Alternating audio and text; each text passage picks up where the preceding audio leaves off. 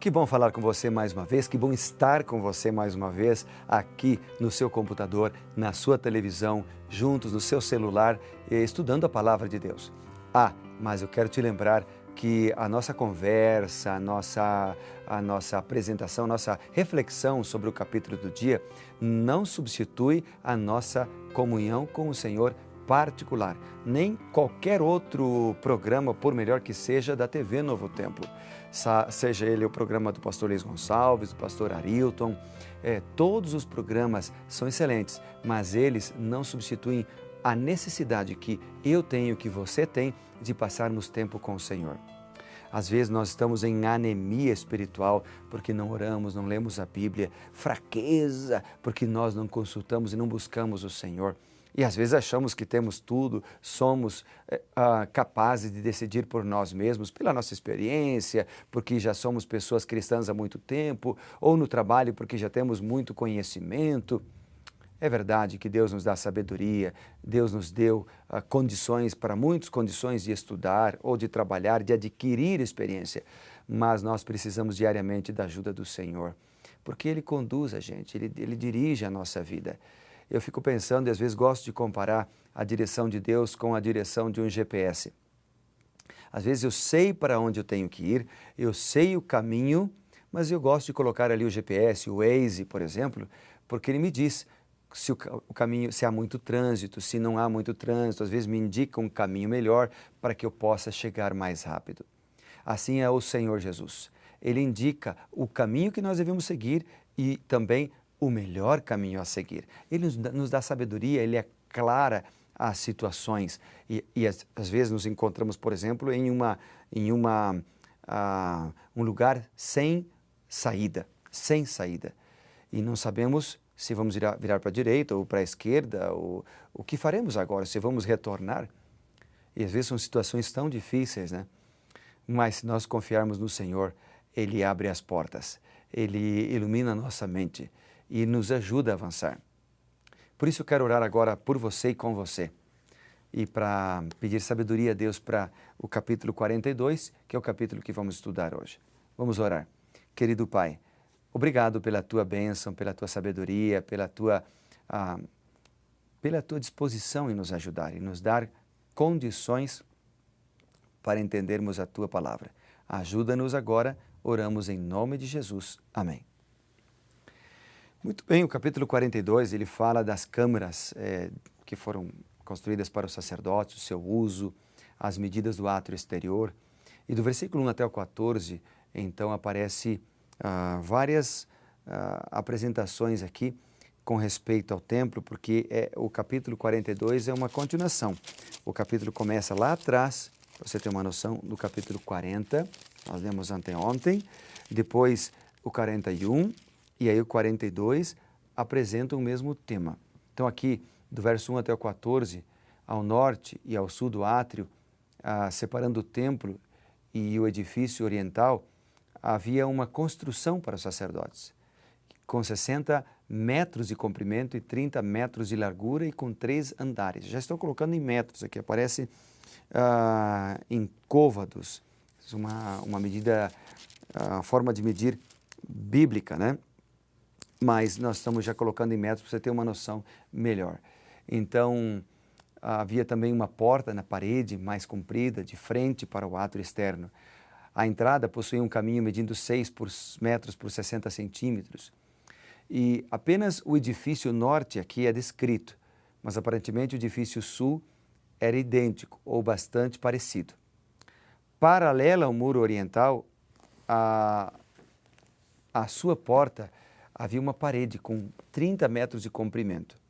Esse local se destinava a alguns sacerdotes, filhos de Zadok, conforme mencionado no capítulo 40 e o verso 46. Nele alimentavam-se e trocavam de roupa. Isso indica que tais cômodos também possuíam um espaço para armazenar as ofertas de alimentos e as vestes sacerdotais. As dimensões das paredes exteriores, que formam um quadrado com 500 côvados, ou 250 metros de cada lado, nos levam a refletir sobre o tamanho, a simetria e o equilíbrio. O templo, com seu grande e complexo, enfim, todo o complexo do templo é impressionante por sua aparência, por seus detalhes, pelo cuidado. É um projeto que incentiva os adoradores a refletir na grandeza, na santidade do Deus do Universo, né? Na presença do Deus do Universo. Então nós temos, versículo 15 a 20, a expressão medir. Diz a Bíblia, 42, versículo 15 a 20. Acabando ele de medir o templo interior, ele me fez sair pela porta que olha para o oriente e mediu em redor. Mediu o lado oriental com a cana de medir, 500 canas ao redor. Aqui já aparece uma outra forma de medida, canas. Mediu o lado norte, 500 canas ao redor. Mediu também o lado sul, 500 canas. Voltou-se para o lado oriental e mediu 500 canas. Mediu pelos 4 lados, havia um muro em redor, de 500 canas de comprimento, 500 de largura, para fazer separação entre o santo e o profano. Interessante que Ezequiel foi levado através das portas orientais para o lado de fora do templo e da estrutura dos átrios e viu o tamanho do território reservado para o complexo do templo. O capítulo trata, então, especificamente de 2 questões. Em primeiro lugar, ele fala acerca dos aposentos para os sacerdotes, que vai do verso 1 até o 14. E em seguida, ele indica as dimensões dos muros exteriores, que vai do verso 15 até o 20 que acabamos de ler. Os sacerdotes eram essenciais para os serviços do templo e em Levítico foram dadas normas rígidas sobre a maneira que eles deveriam exercer suas funções e manter sua santidade. Santidade aqui tem que ver com separação das coisas comuns. Então essa era um atributo dos sacerdotes, tanto no comportamento quanto no vestuário. E é interessante que o principal exemplo dado por Ezequiel com respeito às vestes dos sacerdotes estão aqui. Após deixarem um lugar santo e se dirigirem para a área comum, os sacerdotes deveriam retirar suas vestes sacerdotais, colocar então ali suas vestes de uso diário. Guardavam as sacerdotais e pegavam as outras. Embora os detalhes do comportamento sacerdotal não seja necessariamente seguido hoje em todos os detalhes, nós podemos aprender com isso que o respeito, a reverência e o senso do sagrado não devem ser perdidos. Não devem ser perdidos. Deus é muito especial e deseja ser honrado em tudo o que fazemos, mesmo através das roupas que usamos. Mesmo através das roupas. Os crentes em Cristo, por exemplo, são sacerdotes de Deus. E também precisam ser santos. A palavra santo tem a ver com integridade, tem a ver com fidelidade. E Deus nos chama para que sejamos íntegros hoje. Íntegros na maneira de vestir, puros na maneira de pensar, puros na maneira de falar.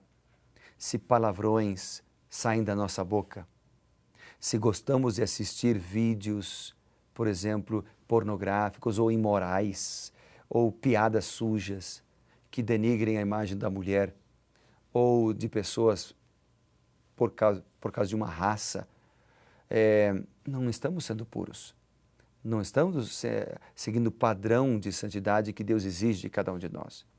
Deus deseja que sejamos íntegros, pessoas corretas e fiéis, ajudadas e batizadas e capacitadas pelo Espírito Santo do Senhor.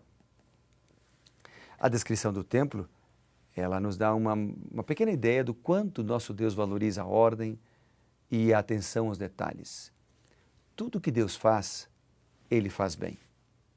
Então isso é um grande exemplo para nós, porque tudo que nós fazemos deve ser feito e bem feito.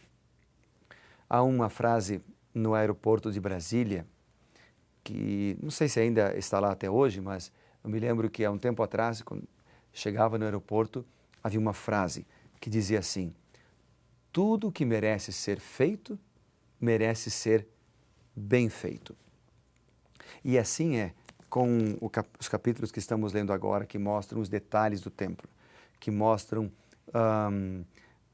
os centímetros, os metros para cada coisa.